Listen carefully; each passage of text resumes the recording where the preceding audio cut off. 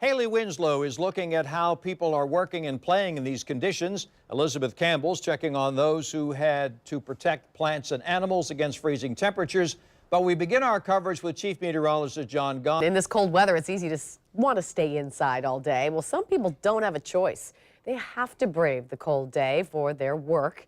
Channel 4's Hailey Winslow met some of these people. And Hailey, how was their attitude out there? Mary, they made the most of it. We're on the north side where it actually snowed pretty steadily for a while. It definitely didn't feel like Florida, and I still can't feel my fingers or 9 of my toes. But the people we talk to say, we don't get this kind of weather very often, and so we'll make the most of it. For these construction workers mixing concrete, the cold was pretty brutal. How many hats do you have on? I have 2. I have this one on and this one. Oh, you got a bald head. Yeah. You better keep that noggin warm. Oh, yeah, for sure. Working with this concrete, does it keep you warm? Yeah. It keep the bones warm. You have to do like a little jig to stay warm? Sometimes. Warm the bones up, do a little jig. The key is layers. You got long underwear on too? Oh, yeah. Oh, yeah. Really? Oh, yeah. How many layers you got? I got like 1, 2, 3. Whoa, 4. Oh, yeah, it's cold. It's cold. Plus the wind chill ain't making it no better. Many others also had to brave the weather, like Tyrone Mack, a sign spinner for Miracle Tax Services. You wouldn't believe my hands are hurting, a little numb here and there on the extremities. The secret for him is to keep moving. I hear this is a pretty good workout. Are you at least staying warm, moving around? Oh yes, definitely. Might as well get my aerobics on. Where's your music? Well, I haven't brought it yet, but I'm getting to that. I'm just warming up to it. All right, let's see your jig. He has a whole bunch of moves. The keyboard, the flip, and 360 spin. We saw a man in a face mask riding a bicycle, a dog wrapped in a sweater, joggers, and kids bundled up getting off the bus for a field trip at the Cummer Museum as workers outside laid sod to help protect the gardens. At the Cummer Museum in Riverside, they tend to plant weather-appropriate plants in the wintertime. They don't cover their plants in a garden this size, and they don't even use chemicals or sprays, which makes the plants a lot stronger and more able to withstand the weather. And as the snow fell down in some parts of town, people outside worked harder in a hurry to get warm. Trying to get out of it, get the work done and get out the cold weather.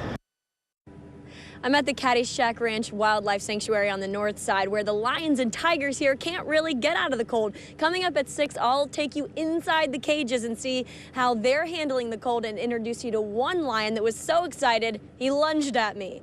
That's coming up at 6. Reporting live on the north side, Hailey Winslow, Channel 4, the local station. Thank you, Hailey. In this cold weather, we can bundle up and stay inside, but some animals don't have that luxury. Channel 4's Hailey Winslow has been running around town, seeing how people are dealing with the cold. She checked on the lions and tigers at Caddyshack Ranch on the north side, and that's where she's joining us live. Hailey, I hear the flakes were falling there, too. Mary, it snowed pretty steadily here at the Caddyshack Ranch Wildlife Sanctuary on the north side for a pretty good time, but Ginger the chicken didn't seem to mind, and neither did the big cats or the people who braved the weather to check them out.